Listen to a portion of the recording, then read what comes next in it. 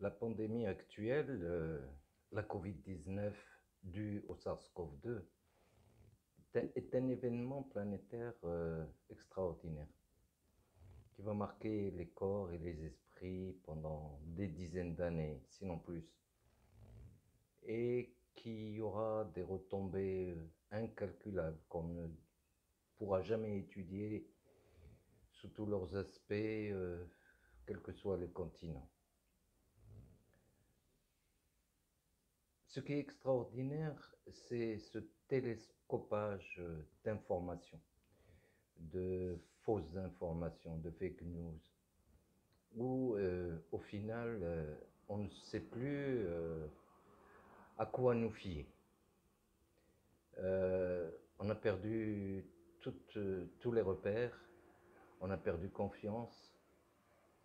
Et ce qui est extraordinaire, c'est que cet événement, cette pandémie, au départ, est était dû à un virus inconnu et donc l'évolution de la pandémie elle-même était incertaine.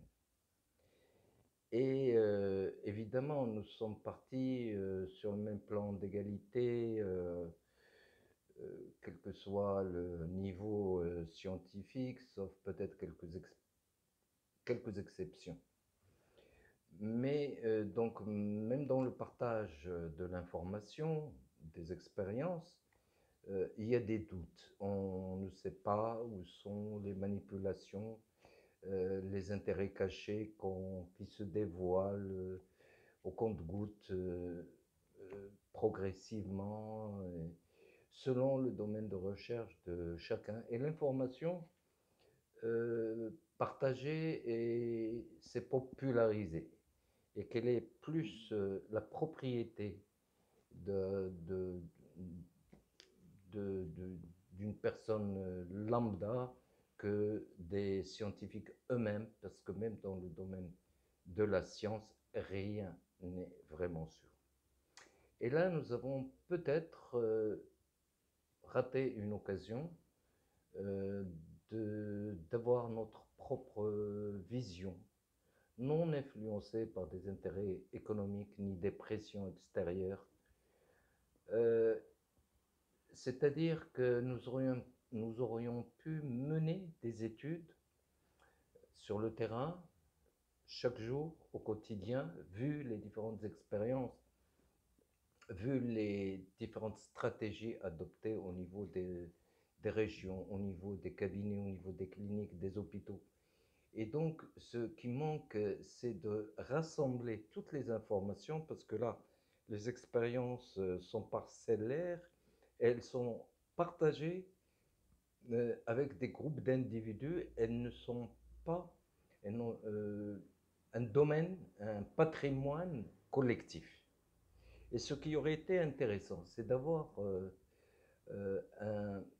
des sujets de recherche pour suivre l'évolution de la pandémie, pour suivre l'efficacité des stratégies adoptées et pour pouvoir répondre à l'évolution de cette pandémie et mieux se préparer pour une éventuelle résurgence de cette Covid ou une deuxième vague ou une saisonnalité de cette épidémie.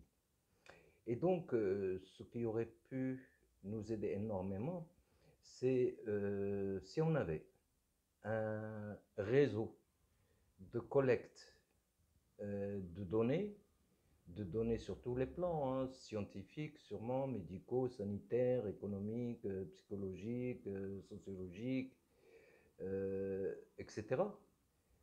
Peut-être que nous aurions eu la même connaissance partagée par tout le monde.